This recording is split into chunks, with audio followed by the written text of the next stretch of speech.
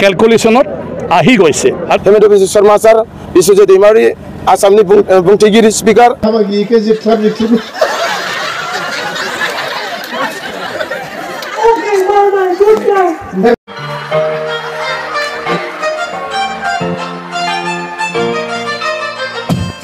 এই আৰণাইৰ কথা জানে,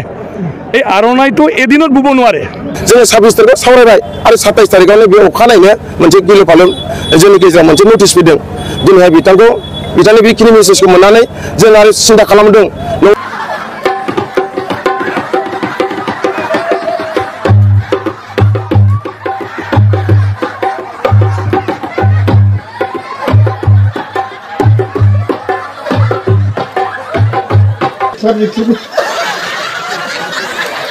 नन हाइनेन्स केसफोरखौ लानानै आरो माखासे आउट अफ स्टेटआव लानाय थानाय केसफोरखौ लानानै आउट अफ स्टेटआव थानाय माखासे जेल थानाय माखासे मानसिफोरखौ बख'नांगौनि सार्थनि थाखाय जोङो दिनै मा होनो दानि जे रिजनेल गभर्नमेन्ट इउपिपिएल सरकारजों प्रमद बर'जों फर्मेलि इनफर्मेलि जों सावरायबाय थासेयाव जों टेक्न'ल'जि যেহেতু টেকন'লজিৰ দ্বাৰা সব বস্তুবিলাক আজি কাম চলি আছে কৰি আছে, গতিকে সবৰ বস্তুতে তাত মানে যেটো কষ্টিং, সেই কষ্টিংবিলাক আগৰ সময়ৰ নিচিনা নহয়। গতিকে সেইবিলাকৰ লগতো জড়িত মূল্য বৃদ্ধি। এজন ফাৰ্মাৰে কৃষকে যদি আজি ট্ৰেক্টৰ লগাইছে, নিজে হাল বোৱা নাই, গতিকে ট্ৰেক্টৰৰ তেলৰ খৰচা, ট্ৰেক্টৰৰ ভাড়াটো যোগাৰ কৰিব লাগিব। যদি সাৰ দিবলগীয়া হৈছে, সাৰৰ পইচা দিব লাগিব। যদি ভাল বীজৰ নামত, বিধানৰ নামত তেওঁ যদি 10 টকাত পোৱা বস্তু 50 টকাত কিনিবলগীয়া হৈছে, গতিকে তাৰ ৰেটটো তাত আহি যাব। আগতে মানুহ যিমানে কাম নকৰক সি মজুৰিৰ কথা ভাবা নাছিলে। এতিয়া দিনটোত এজন মানুহৰ মজুৰিৰ হিচাপ যদি লয়, যদি তুমি প্ৰত্যেক দিনে মানে সেইটো চাই থাকিবলগীয়া হৈছে, ইয়াৰ কষ্টিংটো আহি যায়। গতিকে সেইবিলাকৰ কাৰণে ট্ৰেন্সপৰ্টেশ্যন আগতে ভাৰ কৰি লৈ গৈছিলে মানুহে, কেতিয়াওতো বিচাৰা নাছিলে ভাৰ কৰি আনাৰ পইচা লাগে বুলি, অকল বস্তুৰ পইচা লৈছিলে। আজিতো তুমি টেম্পত লৈ যাব, কিবা এটা গাড়ীত লৈ যাব, তাতো ভাড়া, এই ভাড়াটোতো দিবই লাগিব মালিকে। গতিকে তেনেকুৱা ধৰণৰ কিছুমান থাকেই। এতিয়া মোৰ কথাটো হ'ল আমি চবে নিজকে বৰ্তমান সময়ৰ পৰিস্থিতিৰ লগত মোকাবিলা কৰিবৰ কাৰণে আমি নিজকে ফিট কৰিব লাগিব। নহ'লে আনৰ পৰা আমি চব সহজত বিচাৰি থাকিলে, আমি নিজে একো নকৰি, তেতিয়াহ'লেতো আমাৰ কাৰণে সহজ কোনি বস্তু বনাই দিব। গতিকে এইবিলাক চব সম্পৰ্ক আছে মূল্য বৃদ্ধিৰ ক্ষেত্ৰত। যিবিলাকে খেতি কৰে তেওঁলোকে জানে, আৰু তেওঁলোকে যদি খেতি কৰাটো দেখে, আপুনি দেখিব যে এনেকুৱা আপোনালোকে কেনেকৈ জীয়াই থাকিব। উল্টা আকৌ ইহঁতক আপোনালোকে প্ৰশ্ন কৰিব। আজি সেই আৰণাইৰ কথা জানে, এই আৰণাইটো এদিনত বুব নোৱাৰে। ছোৱালী এটাই এই আৰণাইক বুব লাগিলে 2 দিন সময় লাগে। 2 দিনৰ মজুৰি কিমান? 600 টকা। সূতা এটাতো বোৱা, এই ফুল তোলাওঁতে 2 দিন, কিন্তু এইটো ৰেডি কৰোঁতে তাত খালত উঠোৱালৈকে তাক আৰু 2 দিনমান লাগে। গোটেই যদি মিলে এই আৰণাইৰ যিজনে বৈছে তাৰ খৰচাটোৱে 1500 মান পৰে, আৰু মেটেৰিয়েলছ আৰু লাভ মানে 2500 টকামান হ'ব লাগে সেই আৰণাইৰ দামটো। কিন্তু আমাৰ বোৱনীকেইটাই নিজৰ মজুৰিৰ খৰচাটো, দিন হাজিৰাটো বাদ দি ফালে লামচাম খুটাৰ দাম, ফুলৰ দাম, অকণমান খৰচাত 500, 600 বা 700, 800 টকাত এই কাপোৰটো বিক্ৰী কৰি আছে। কিন্তু সেইটো যদি আমি বেলেগৰ ইকনমিৰ লগত তুলনা কৰোঁ, কেতিয়াও এই কাপোৰ এইখিনি দামত বিক্ৰী কৰি কোনেও জীৱন নিৰ্বাহ কৰিব নোৱাৰে। গতিকে সেইকাৰণে চব বস্তুৱে মূল্য আজি মানে যিটো লাইনত আহি আছে, সেইটো হ'ল নতুন যিটো প্ৰযুক্তি, এই প্ৰযুক্তিত চব বস্তুৱে কেলকুলেশ্যনত আহি গৈছে, আৰু আজি কাকো বিনা পইচাত কাম কৰিবলৈ নাপায়। গতিকে সেইবোৰ সম্পৰ্ক হৈ আছে। গতিকে আমি দাম বঢ়োৱাৰ কথাটো ভালদৰে চবে বিবেচনা কৰিব লাগে, আৰু আমি নিজৰ জীয়াই থকাৰ কাৰণে আমি কি ধৰণৰ নিজে পদক্ষেপ ল'ব লাগিব সেইটোত গুৰুত্ব প্ৰদান কৰিব লাগিব। আনৰ লগত দাম দৰি কৰি থাকিলে गिबियाव आङो खौरां लागिरि नोंथांमोननिसिम NDFB NDFBनि जानानै गोजोन फुंबिलिनि अननाय सिबिनायखौ जासिग्रोनाय थाबाय। नंगौ दिनै NDFB NDFBनि नैथि सान, बे नैथि सानखौहाय जोङो क'क्राझार जिल्लानि सिङाव थानाय इरागदाव कमिउनिटि हल क'क्राझार जिल्लानि सिङावनो जों दिनै खुंफुंदों। फुंनिफ्राय आरम्भ खालामदों जोङो मा होनो प्लेट हस्टिं खालामखांबाय। मानगोनां NDFB NDFBनि दिदोम आफादगिरि सिला बसुमतारिनि आखाइजों, आरो लोगोसे जोङो प्लेट मा होनो मार्टियासखौ जोङो बेखेवदों लोगो आफादगिरि मानगोनां बिजायख्लं बसुमतारिनिसिम दिनै बेखेवखांनाय हाबाफारि जाबाय। आरो बेजों लोगोसे गोबां भिक्टिमाइज फेमिलि आरो गोबां NDFB NDFBखौ मोजां मोनग्रा आरो गोबां NDFBफ्रा बारगु NDFBफ्रा दिनैहाय मुंख्लंफोरनो दिनै बिबार बारदों, बावफुंनाय जाफुंबाय। दा बेनि थाखाय आं NDFB NDFB जानानै जोबोद गोजोननाय मोन्दों। आरो बेनो दिनै NDFB NDFBआ थांनाय 2022नि 2022 नि 21 अक्ट'बरावहाय बे इउनिटि फराम एक्सन डिबिया जोङो सिगाङाव आफादा मोनसेल'मोन बिनि उनाव जों गेजेर गावथा गौसे जाखांनायनि उनावहाय एकर्ड जाखांनायनि उनावबो जोङो मोनथाम मोनब्रै जाना थादों बिनि उनावहाय जोङो माखासे मुंख्लंफोरखौहाय जोङो खौसे आरो सिबिनाय जुदि लाखियाब्ला जोंनि माखासे भिक्टिमाइज फेमिलिफ्रा जोंनि सायाव दुखु मोननाय फोरमायगोन बा माहारिफ्रा दुखु मोनगोन बेखिनिखौ नोजोर बोनानै जोङो थांनाय 2022 नि 8 सेप्तेम्बराव जोङो बेखिनि बाथ्राखौ सुरु खालामदों रायज्लायजेननाय जादों बिनि उननिफ्रायनो जों सावरायनानै जोङो 2022 निनो 26 सेप्तेम्बरावहाय हिमालयनि मोनसे हटेलावहाय जों मोनसे मा होनो एडप कमिटि दानानै लानाय जादों दा बे एडप दाखांनायनि उननिफ्रायनो जोङो मोनसे सिरियासलि जों सावरायनायनि गेजेरजों जे एनडिएफबीआ जे माखासे थांनाय 2020-27 जानुवारियाव जे मोनसे एकर्ड जालांखांबाय बे 2020-21 नि 27 जानुवारि एकर्ड जालांनायनि माखासे क्लजेसफोरखौहाय दिनैहाय मावफुंनांगौनि सार्थआवहाय जों जुदि साइडनिफ्राय बा माबा मोनसे आफाद संगठना दिनै प्रेसार होफालाङाब्ला बे जोंनि माखासे एनडिएफबीनि माखासे क्लजफ्रा रिलेटेड थानायफ्रा दिनै सरकारा जेबायदि खामानि मावनांगौमोन बे बुस्थुखौ जोङो दिनै 3 बोसोरनि उनावबो जों नुयैनि थाखाय जोङो मोनसे सिन्था खालामनायनि गेजेरजों दिनै बेखौ दाफुंना लानो गोनां जादों बेनिफ्राय इउनिटि फराम एक्सन डिबिया जेला एडप दाना लादों 2022 नि मा होनो सेप्तेम्बर खालि जोङो बे मोजां मोनसे फिथाइखौ मोनफुंनो हादों बिनि अखानायैनो 27 सेप्तेम्बर खालि 2022 निनो बे दिनावनो मा जादों जोंनि मानगोनां फाउन्डार प्रेसिडेन्ट रन्जन दैमारि सारखौ मा होनो जाबर जीबन जोबथा मा होनो सेन्ट्रेल जेलावहाय दोननायनि मोनसे नटिस होदों थिग बेबायदिनो जों सिन्था खालामदों जोङो 26 तारिखआव सावरायबाय आरो 27 तारिखआवनो बे अखानायैनो मोनसे गिलु फालु जोंनि गेजेराव मोनसे नटिस फैदों दिनैहाय बिथांनि बेखिनि मेसेजखौ मोननानै जों आरो सिन्था खालामदों नंगौरिफ्रा दिनै बिथांमोना मानगोनां प्रेसिडेन्ट रन्जन दैमारिनि सारनि सायाव आरो माखासे सिबिआइआव थानाय केसफोरनि सायाव 56 मा होनो नियाय केसनि आरो माखासे नन हाइनेन्स केसफोरखौ लानानै आरो माखासे आउट अफ स्टेटआव थानाय केसफोरखौ थानानै आउट अफ स्टेटआव थानाय माखासे जेल थानाय माखासे मानसिफोरखौ बख'नांगौनि सार्थनि थाखाय जोङो दिनै मा होनो दानि जे रिजनेल गभर्नमेन्ट इउपिपिएल सरकारजों प्रमद बर'जों फर्मेलि इनफर्मेलि जों सावरायबाय थासेयाव जों दिनैहाय माखासे मोजां फिथाइखौ नुवाखै मोजां मोनसे मावगोन बा मोजां मोनसे फिथाइ मोनगोन बेखौ जों नुवाखै मानो होनोबा 27 सेप्तेम्बराव जिखिनि रिजाल्ट रन्जन दैमारिनि बेनो जोंनि थाखाय मोनसे फोरमान जादों दा ओइदिनखालिनिफ्रायनो इउनिटि फराम एक्सन डिबिया आरोबाव जोङो रासिन आरो सानफिननो गोनां जादों बेनिखायनो जोङो आरोफ्राय जों गोख्रों आरो सिदा खालामनायनि गेजेरजों बे इउनिटि फराम एक्सन डिबिखौ चिरां जिल्लानि सिङाव थानाय मा होनो बलामगुरिनि ग्रोबथा फार्म हाउसावहाय अक्ट'बरनि 21 नैबे दिनैनि थारिखआवनो जोङो बे आफादखौ दाफुंनानै लानो हादों बे आफादखौ लाखांनायनि उननिफ्राय आरोबाव जोङो जोंनि नैबे मा होनो इउनिटि फराम एक्सन डिबिखौ जोङो रेजिस्ट्रेसन खालामनानै लानो हाबाय बियो माखासे जोंहा अफिसियेलि किसु खामानि मावनोबो हानाय जाबाय बेनिफ्राय इउनिटि फराम एक्सन डिबिनि माखासे जोंहा मट' दङ जों खामानि मावनांगौनि थाखाय जोङो मोनसे मट' खालामनानै लानाय जादों बे मट'आनो जाहैबाय peace and harmony and development of the people's नैबे माखासे इउनिटि फराम एक्सन डिबिनि मट' जोंनि बर' माहारिनि गेजेराव बा जोंनि बिटिसिनि सिङाव बा आउट अफ मा होनो बिटिआरनि बाहेरायाव जेसेबांनाखि बर' माहारिनि बिफर आफर माखासे ससियेल एक्टिभिटिस खामानि सायावहाय जुदि माबा मोनसे प्रब्लेम जायोब्ला बेवहाय इउनिटि फराम एक्सन डिबिया अराय सम अलखद समाव जों बाहागो लाफागोन दिनै बेखिनि थांखिखौ जों दिनै बेवहाय जों सोसनना लानाय जादों बे मट'आव बेनिखायनो दिनै बेखिनिखौ लानानै इउनिटि फराम एक्सन डिबिया दिनैहाय जोङो 2 बोसोर जाबाय बे 2 बोसोराव जोङो निजाबो इउनिटि फराम एक्सन डिबिया दिनैहाय जोङो दिल्लीयावबो जों एपइन्टमेन्ट लानानै जोङो 2 टाइम थांबाय 2 टाइम थांनानै जोङो 3 टाइम जों सावरायबाय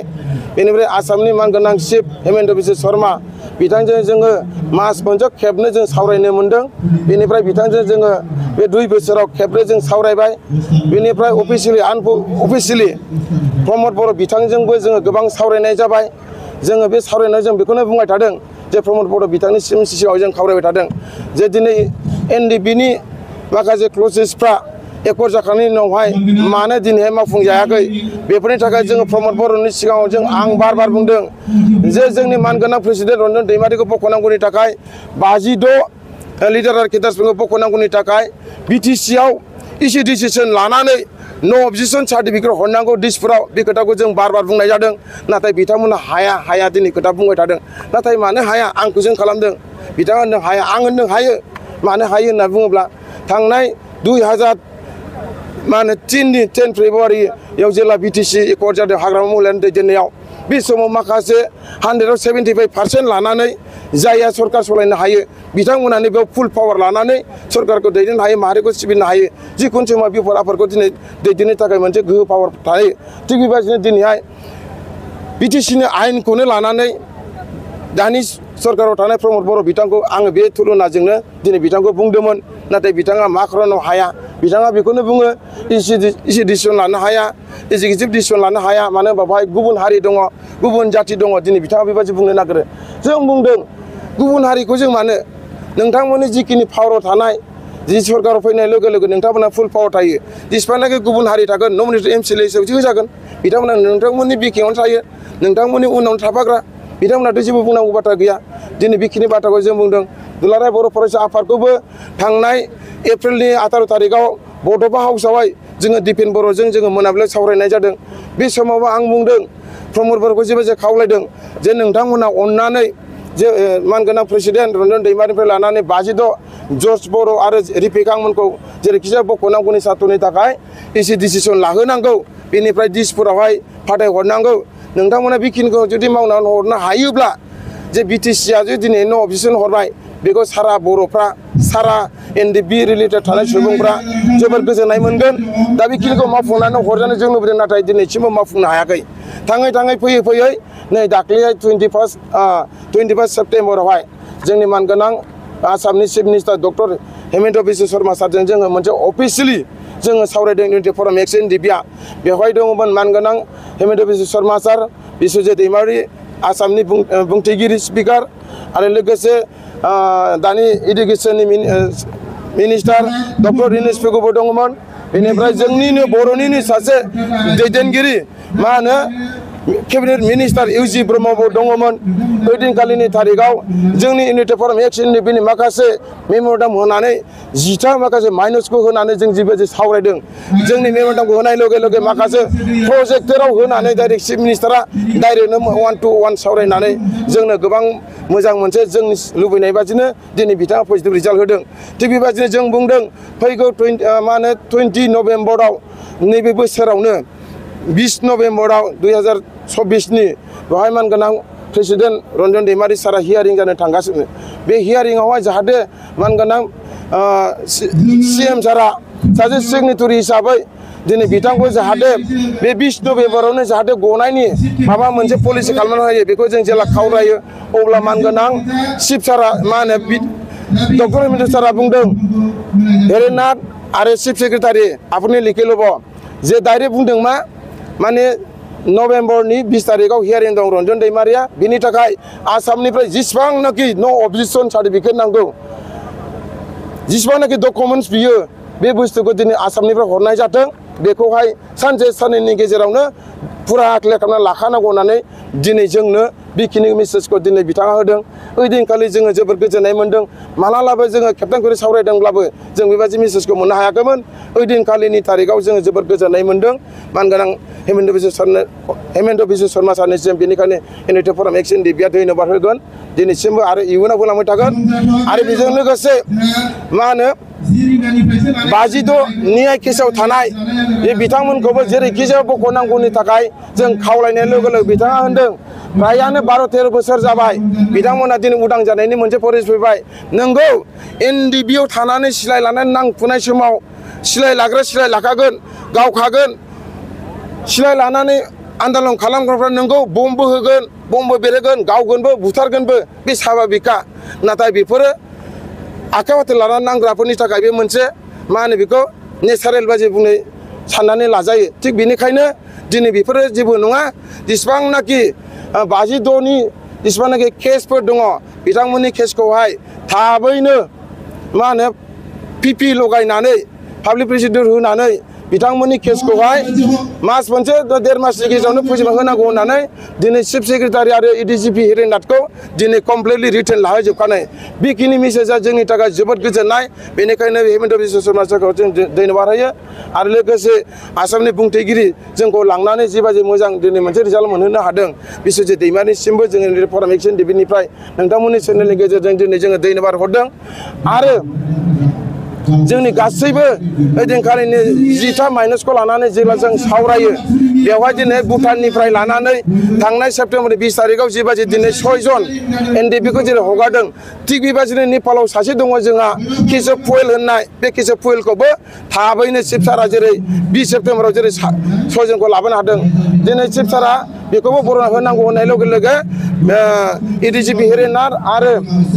चिफ सेक्रेटारि बिथांखौ बुंदों जे बे मास मोनसेनि गेजेरावनो आउट अफ स्टेटआव थानाय केस